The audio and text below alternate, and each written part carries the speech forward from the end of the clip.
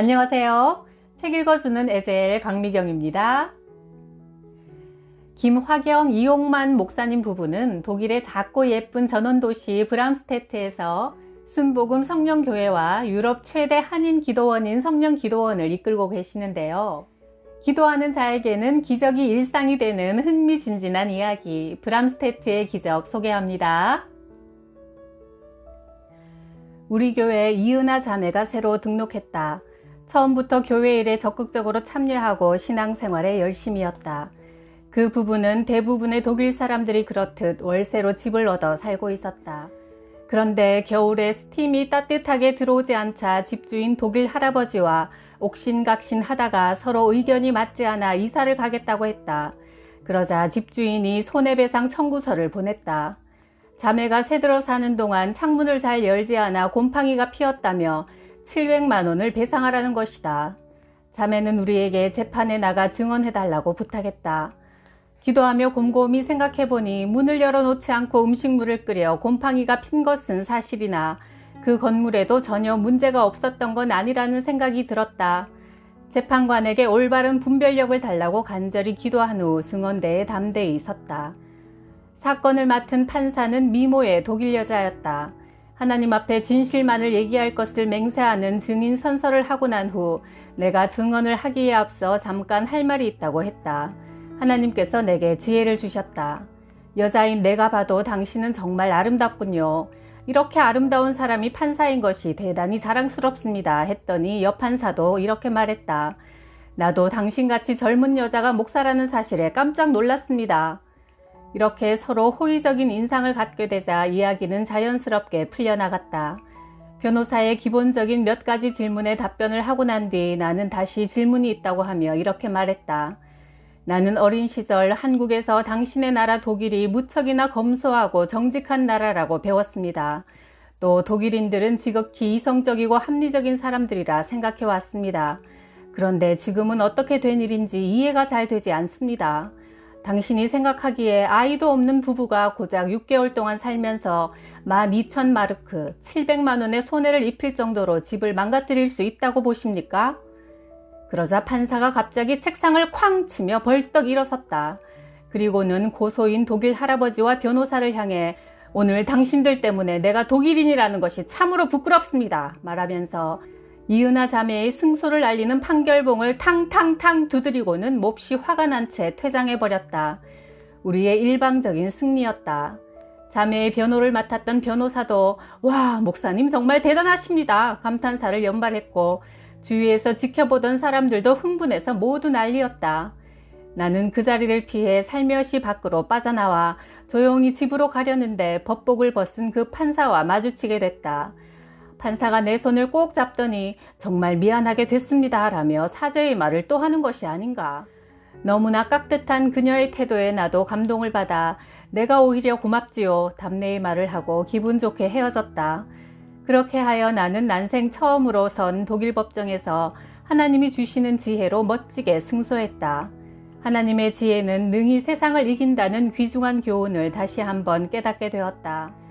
너희 중에 누구든지 지혜가 부족하거든 모든 사람에게 후히 주시고 꾸짖지 아니하시는 하나님께 구하라. 그리하면 주시리라.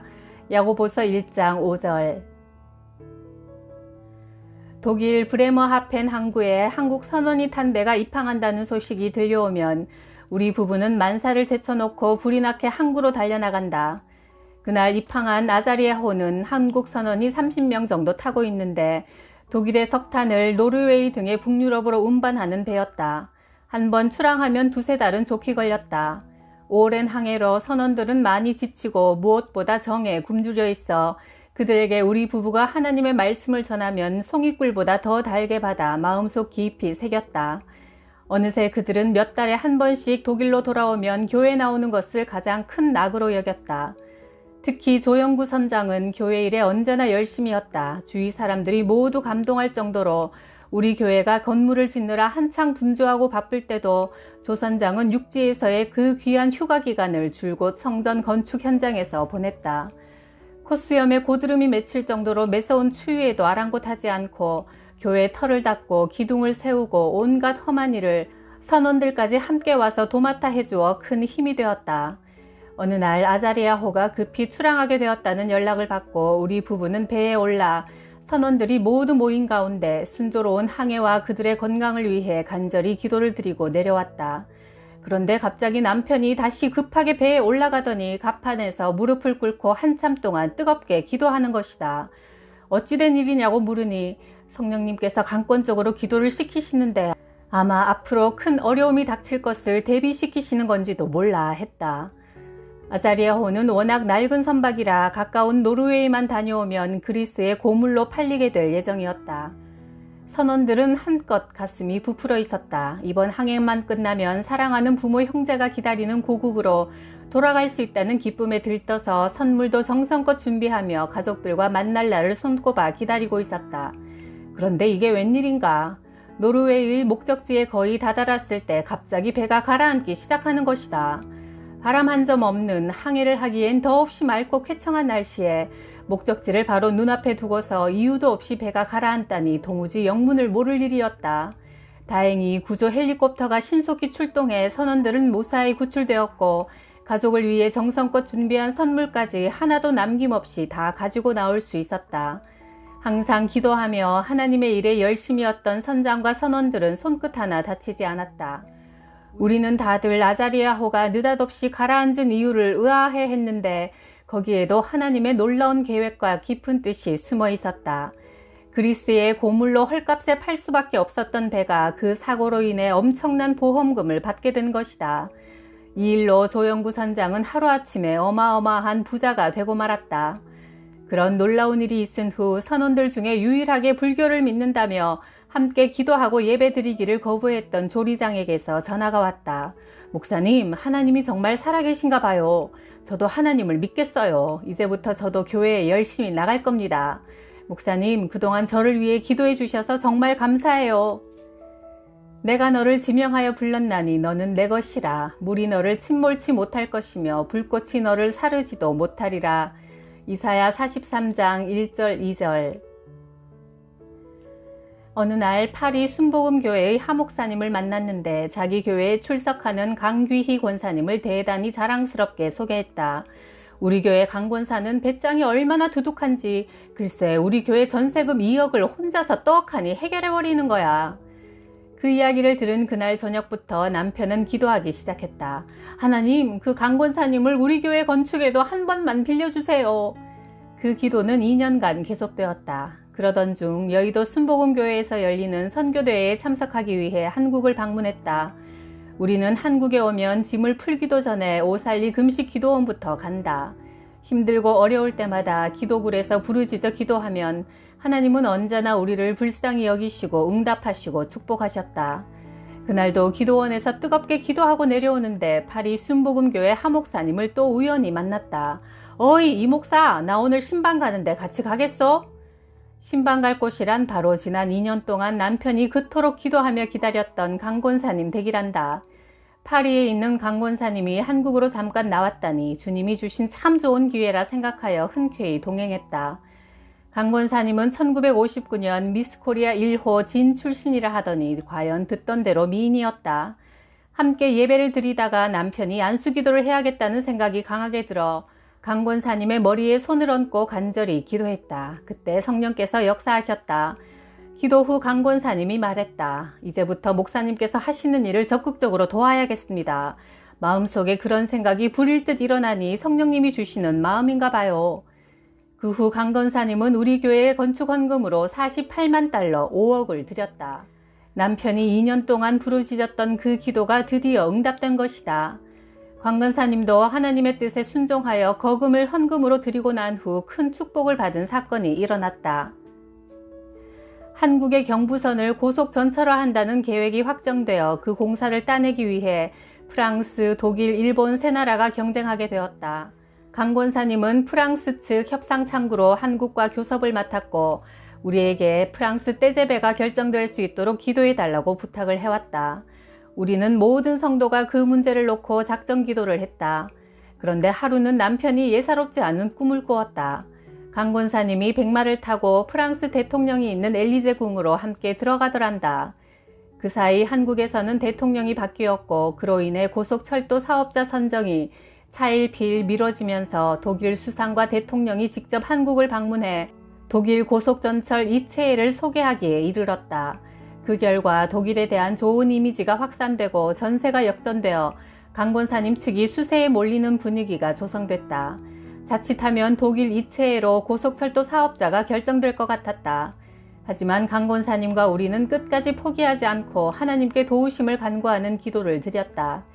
그러던 어느 날 강 권사님이 아주 허탈한 목소리로 전화했다. 목사님, 다 끝나버렸어요. 신문 보셨죠? 독일로 결정될 확률이 99%나 된대요. 이제 모두 끝난 일이니 그것을 놓고 기도하는 헛수고는 그만하셔도 될 것 같아요. 그때 남편이 말했다. 아닙니다, 권사님. 분명히 프랑스가 고속철도 사업자로 선정될 테니 두고 보세요. 우리 하나님은 단 1%의 가능성으로도 얼마든지 역전시킬 수 있는 분입니다. 분명히 권사님 측이 승리할 겁니다. 전능하신 하나님께 믿음을 갖고 계속 구하십시오. 분명히 우리의 합심 기도를 응답해 주실 겁니다. 하지만 강 권사님은 그저 자신을 위로하기 위한 말이려니 생각했다. 일주일 후 강 권사님이 감격에 겨워 떨리는 목소리로 전화를 해서 외쳤다. 목사님, 떼제베가 이겼어요. 떼제베가 이겼다고요. 고속철도 사업자가 프랑스로 결정되는 순간 제일 먼저 우리에게 전화하는 거라며 감격스런 승전보를 전해왔다. 역시 우리 하나님은 역전의 명수시다. 모든 사람이 불가능하다고 해도 하나님은 포기하지 않고 끝까지 기도하는 우리의 믿음을 보시고 엄청난 기적을 베푸시는 전능한 분이셨다. 우리 교회 지하에는 200평 규모의 큰 식당이 있다. 300명이 동시에 앉을 수 있고 벽면에는 동양식 무늬를 넣어 누가 봐도 독특하고 훌륭한 인테리어라고 감탄한다. 그러던 어느 날 우리 교회의 자랑거리였던 그 식당이 물에 잠기고 말았다. 갑작스런 집중호우로 물이 식당 안으로 들어와 가구랑 양탄자가 모두 젖어 못쓰게 됐다. 건축물 보험에 들어있던 보험회사에 연락해서 수리비를 보상해 줄 것을 요구하자 대답은 황당했다. 외부에서 들어온 물에 의한 손해라 배상을 해줄 수 없다는 것이다. 그런데 몇 개월 후 밖에 설치되어 있던 자동 펌프가 고장나서 식당이 또 물바다가 됐다. 보험회사에 수리비를 요구했더니 이번에는 전기 고장으로 일어난 일이라 배상해 줄 수가 없단다. 우리 교회 성도 중에 로즈마리라는 독일 여성 변호사도 말했다. 목사님, 이런 경우에는 보험 약관에 명시가 되어 있는 내용이기 때문에 보험금을 탈 수 없습니다. 억울하시겠지만 잊어버리세요. 그러나 남편의 생각은 달랐다. 이런 불의의 사고에 대비하려고 드는 게 보험 아닌가? 그런데 정작 큰일을 당했을 때 혜택을 받지 못한다면 무엇 때문에 보험에 들겠냐면서 예배 때마다 하나님께 억울하다고 하소연했다. 하나님, 우리 교회 식당을 예전처럼 아름답게 만들 수 있도록 수리비로 10만 마르크 5천만 원을 주세요. 그렇게 기도하기를 6개월, 기도는 하루도 빠짐없이 매일 계속됐다. 독일 보험회사가 이런 경우 보상을 해줬던 전례가 전혀 없다는데 도대체 언제까지 이 승산 없는 싸움을 계속할 것인가 하는 회의가 들어 나는 보다 못해 남편에게 말했다. 여보, 제발 그런 미련한 기도 좀 그만해요. 변호사 로즈마리도 그건 절대 이루어질 수 없는 미련한 기도라고 잘라 말했다. 그래도 남편의 고집은 막무가내였다. 그 일이 있은 후 7개월째 물난리가 또 일어났다. 보일러실 수도꼭지가 열려있어 물이 3일 동안 계속 흘러넘친 것이다. 이건 기계 고장이 아니라 누군가의 실수였기 때문에 보험회사에 연락도 할 수 없었다. 너무나 기가 막혀 하나님, 도대체 이 일을 어떻게 해야 합니까? 펑펑 울면서 하나님께 하소연하고 있는데 갑자기 눈에 번쩍 뜨이는 게 있었다. 수도관 연결 부위에 아주 미세한 구멍이 하나 뚫려 있고 그 구멍을 통해 물이 새고 있었다. 물론 아주 작은 구멍이라 그곳을 통해 3일 동안 물이 아무리 많이 새어나와도 한 양동이도 안 되는 양일 것이다. 하지만 그걸 보는 순간 사진을 찍어야겠다는 생각이 들어 그 사진을 보험회사에 보냈더니 기적이 일어났다. 그동안 그토록 까다롭게 굴던 보험회사가 어떻게 그 조그만 구멍에서 물이 흘러 그 넓은 지하 식당을 다 채울 수 있냐며 토를 달 법도 하건만 그 사진 한 장으로 아무 말 없이 간단히 보험 처리를 해준 것이다. 우리는 10만 마르크 5천만 원을 보상받게 됐다. 1년 전부터 남편이 기도해온 액수 그대로였다. 그 후부터 나는 남편이 아무리 불가능해 보이는 일을 놓고 기도하자고 해도 그것을 절대 미련한 기도라고 하지 않는다. 29살의 독일 여자 마리오는 두 눈가는 시커멓게 푹 패여있고 까칠한 피부와 바싹 마른 입술, 초점 잃은 멍한 눈빛까지 몹시 초췌해 보였다. 그녀는 원래 이목구비가 뚜렷해서 사람들의 시선을 끌 만큼 아름다운 외모였지만 아리따운 얼굴은 빛을 잃었고 항상 무언가에 쫓기는 듯 겁에 질려 불안해했고 극도로 예민해져 있었다. 지난 9년 동안 정신병원을 수없이 들락거렸고 좋다는 약은 다 써봤지만 소용이 없었다. 그러던 중 그녀의 남편이 우리 교회에서 일어난 수많은 병고침에 관한 기적의 소문을 듣고 찾아온 것이다. 그녀를 처음 본 순간 악령에게 눌려있다는 사실을 한눈에 알 수 있었다. 귀신을 내쫓기 위해 기도를 시작하니 독일 귀신은 우리가 하는 한국말을 모두 알아들었다. 내가 한국말로 네 이름이 뭐냐, 언제 그녀에게 들어갔느냐 하고 물으면 귀신은 다 알아듣고 독일말로 대답했다. 무려 5시간이나 치열한 영적 전투를 치룬 끝에 결국 우리는 예수님의 이름으로 승리를 거뒀다. 마침내 그 여인은 입에 거품을 물고 쓰러졌고 그녀를 9년 동안 끈질기게 괴롭혀온 귀신들이 모두 쫓겨나갔다. 독일 귀신이든 한국 귀신이든 예수 그리스도의 이름으로 명령하면 다 쫓겨나간다. 예수 그리스도의 이름에 능력이 있기 때문이다. 예수님은 2000년 전 십자가에 달려 돌아가셨다가 부활하심으로 마귀와의 영적 전쟁에서 완벽한 승리를 거두셨다. 전쟁에서 이미 이겼으므로 우리는 날마다 치르는 자잘한 영적 전투에서 예수 이름의 권세로 당당하게 악령을 내어 쫓을 수 있는 것이다. 독일에는 마리온처럼 어둠의 영에 사로잡혀 고통당하는 사람들이 참으로 많다. 유난히 우울증에 시달리는 사람이 많고 정신병원마다 환자들이 끊이질 않는다. 햇볕이 나는 화창한 날이 며칠 되지 않고 1년 내내 날씨가 흐리고 음산한 탓도 있겠지만 내 생각으론 2차 대전 때 히틀러가 죄 없는 유대인을 너무나 많이 학살했기 때문이 아닌가 싶다. 이처럼 어둠의 영에 시달리고 있는 이들에게는 예수 그리스도의 이름만이 참 평안과 기쁨을 줄 수 있는 진정한 구원자임을 다시 한번 느꼈다. 믿는 자들에게는 이런 표적이 따르리니 저희가 내 이름으로 귀신을 쫓아내며 마가복음 16장 17절. 신학교 졸업을 앞두고 우리 부부는 하이델베르크 순복음교회에 부임했다. 사택도 없고 교회는 문제가 많아 주일 예배를 드린 후 우리 부부는 갈 곳이 없어 비를 맞으며 교회 밖에 우두커니 서 있었다.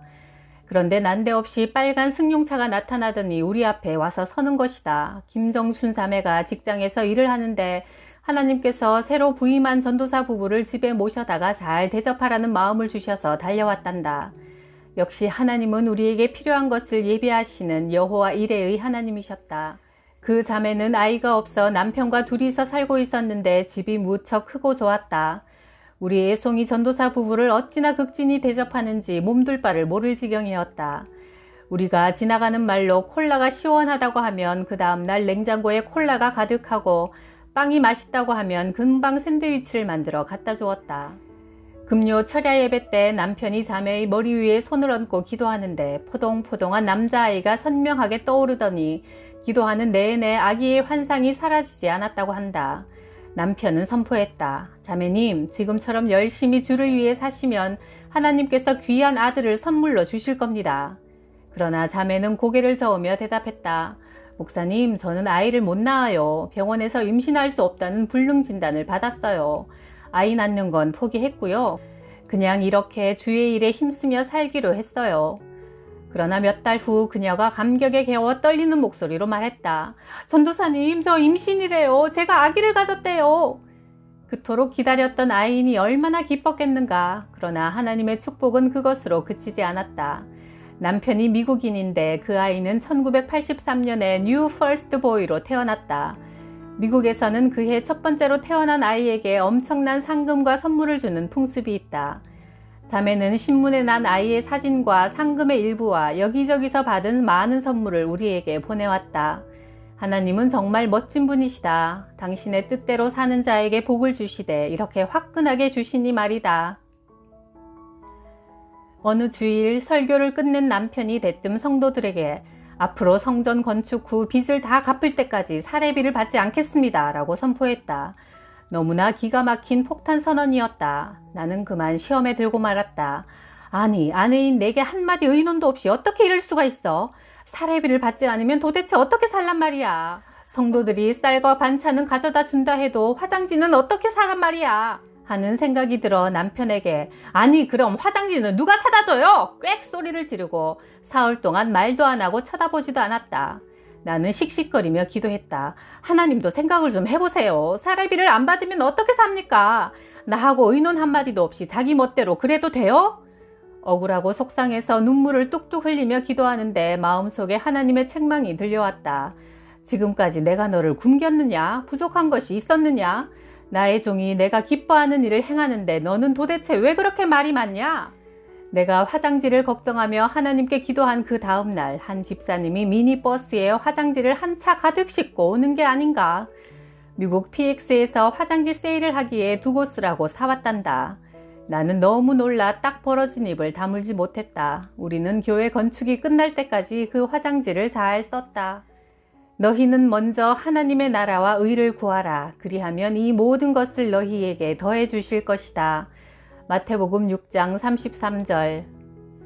기도의 시작이 기적의 시작이다. 미국 선교사 허드슨은 이렇게 말했다. 기도를 계속하기 위해서는 어떤 희생도 감수해야 한다. 기도가 끊어진다면 당신은 하나님을 도둑맞게 될 것이다. 하이슬루프 박사는 영국 의학협회에서 이렇게 발언했다. 내가 지금까지 발견해온 많은 치료법 중 제일 효과가 좋았던 것은 기도입니다. 습관적으로 꾸준히 기도하면 마음이 안정되고 우울증, 신경과민, 노이로제 등이 조절됩니다. 나 자신도 마음의 고통을 기도로 치료했습니다. 마음의 근심, 스트레스에서 생긴 모든 질병을 근본적으로 해결할 수 있는 최고의 치료법은 기도입니다. 하나님은 안 되는 것을 되게 하시고 없는 것을 있게 하시고 죽은 자도 살리시는 분이니까요. 그 하나님께 기도하면 기적이 일어납니다. 구독, 좋아요, 댓글에 사랑의 기적에 감사드려요.